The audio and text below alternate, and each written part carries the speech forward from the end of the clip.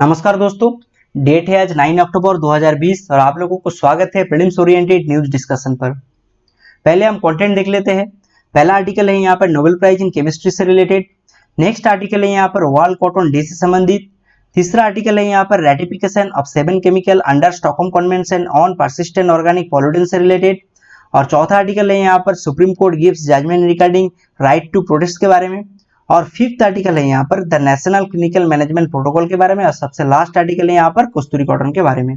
तो चलिए शुरुआत करते हैं। शुरुआत करने से पहले आप लोगों को ये बता दूं, गूगल प्ले स्टोर विजिट कीजिए और प्ले स्टोर से आईएएस लर्निंग ऐप डाउनलोड कीजिए। ऐप पर आप लोगों को बहुत सारा free quizzes, free courses, free ई बुक और लाइव मॉक टेस्ट मिल जाएगा। पहला आर्टिकल है नोबेल प्राइज इन केमिस्ट्री से रिलेटेड। तो नोबेल प्राइज का सिलसिला शुरू हो चुका है। इस साल नोबेल प्राइज इन केमिस्ट्री मिला फ्रांस की एक महिला जिनका नाम है इमानुएल चार्पेंटियर और यूएस की एक महिला जिनका नाम है जेनिफर डोडना। इसलिए मिला है, इन दोनों महिला साइंटिस्ट ने जीन एडिटिंग टेक्निक जो कि जाना जाता है CRISPR Cas9 DNA snipping scissor tool के नाम से, इस टेक्निक का पता लगाया। तो फर्स्ट टाइम नोबेल प्राइज किसी महिला टीम को यहाँ पर दिया जा रहा है। अब हम देख लेते हैं क्रिस्पर केस9 से जुड़े कुछ इंपॉर्टेंट इंफॉर्मेशन। तो CRISPR Cas9 DNA snipping scissor tool इस्तेमाल करके researcher can change the DNA of animal, plant and micro organism with extremely high precision. Already CRISPR Cas9 DNA snipping scissor tool का significant contribution रहा है climate resilient crop तैयार करने में, और आगे जाकर इस टेक्निक का इस्तेमाल किया जा सकता है कैंसर ट्रीटमेंट पर। तो बहुत सारा एक्सपर्ट का ये मानना है कि आगे जाकर इनहेरिटेड जेनेटिक डिजीज ठीक करने में इस टेक्निक को इस्तेमाल किया जा सकता है। और 2018 में एक इंटरनेशनल स्कैंडल सामने आया था एक चाइनीज साइंटिस्ट ही जेनकोये के कारण, तो जिन्होंने क्रिस्पर टेक्नोलॉजी इस्तेमाल किया था फर्स्ट जीन एडिटेड ह्यूमन बनाने के लिए। नेक्स्ट आर्टिकल है यहाँ पर वर्ल्ड कॉटन डे से संबंधित। तो क्यों न्यूज में आया था? तो second world cotton day observe किया गया है 7 अक्टूबर 2020 को। की पॉइंट क्या है? World cotton day first observe किया गया था 7 अक्टूबर 2019 में बाय वर्ल्ड ट्रेड ऑर्गेनाइजेशन।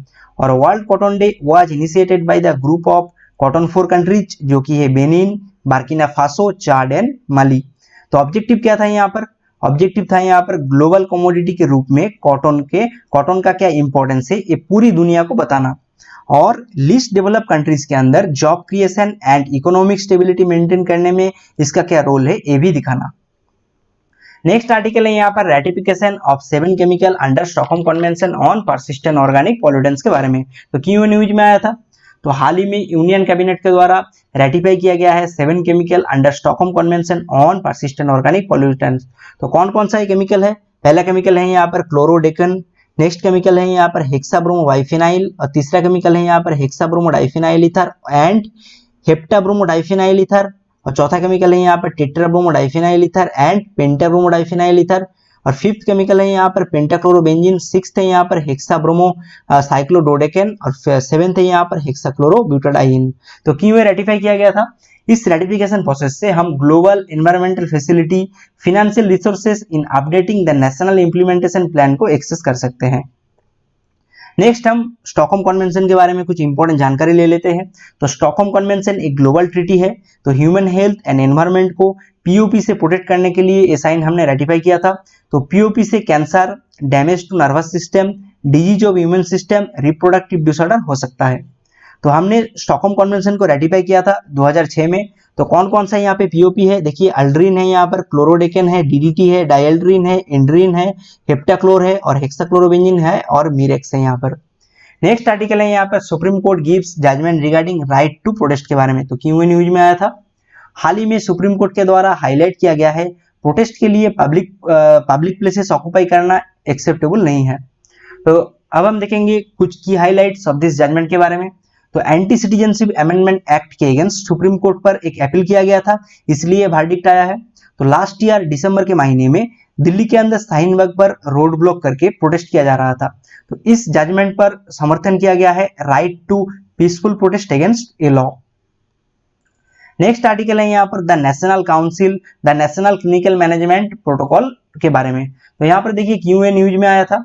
तो कोविड-19 को मैनेजमेंट करने के लिए national clinical management protocol release किया गया है। तो नेशनल क्लिनिकल मैनेजमेंट प्रोटोकॉल है आयुर्वेदा एंड योगा बेस्ड। तो मिनिस्ट्री कौन सा है इसका? तो मिनिस्ट्री है यहाँ पर jointly by ministry for health and ministry of Ayush. Ayush का नाम क्या है यहाँ पर? आयुष ए मतलब है यहाँ पर आयुर्वेद, वाई मतलब है यहाँ पर यूनानी, वाई और यू का मतलब है यहाँ पर यू का मतलब है यहाँ पर यूनानी, वाई का मतलब है यहाँ पर योगा, एस का मतलब है यहाँ पर सिद्धा और एच का मतलब है यहाँ पर होम्योपैथी। तो प्रिपेयर किया जाता है expert and other national researcher organisation according to this report and recommendation of the interdisciplinary committee. Next देखिए कुछ की पॉइंट देख लेते हैं इस रिपोर्ट के बारे में। तो प्रोटोकॉल के अंदर detail self care guideline and preventive health care measure के बारे में बताया गया है कोविड-19 से लड़ने के लिए, और क्लिनिकल स्टडीज से देखा गया है अश्वगंधा का बहुत बड़ा रोल है इम्यूनिटी बूस्ट करने के लिए। मेजर क्या क्या लिया गया है? मेजर यहाँ पर लिया गया है गर्म पानी पीना और स्टीम इनहेल करना, मॉडरेट एक्सरसाइज। नेक्स्ट है यहाँ पर कस्तूरी कॉटन के बारे में आर्टिकल, तो क्यों न्यूज में आया था। तो first premium cotton in India है, तो सेकेंड वर्ल्ड कॉटन डे पर लॉन्च किया गया है कस्तूरी कॉटन को। तो ये है कस्तूरी कॉटन का लोगो। नेक्स्ट देखिए लॉन्च किया गया है मिनिस्ट्री ऑफ टेक्सटाइल के द्वारा, और Kasturi cotton will represent whiteness, brightness, softness, purity, uniqueness and Indianness. Next देखिए कुछ इंपॉर्टेंट यहाँ पर पॉइंट देख लेते हैं कस्तूरी कॉटन के बारे में। तो कॉटन एक principal commercial crop of India है। India second largest cotton producer है और 6 मिलियन कॉटन फार्मर इससे अपना लाइवलीहुड मेंटेन करता है। तो इंडिया एक largest consumer of cotton in the world है। तो कॉटन कॉर्पोरेशन ऑफ इंडिया के द्वारा कॉट एली नाम से एक मोबाइल ऐप तैयार किया गया था, जिससे वेदर प्रेडिक्शन, क्रॉप सिचुएशन के बारे में जो किसान है वो पता लगा सकता है। ठीक है, thank you for listening, please subscribe our YouTube channel.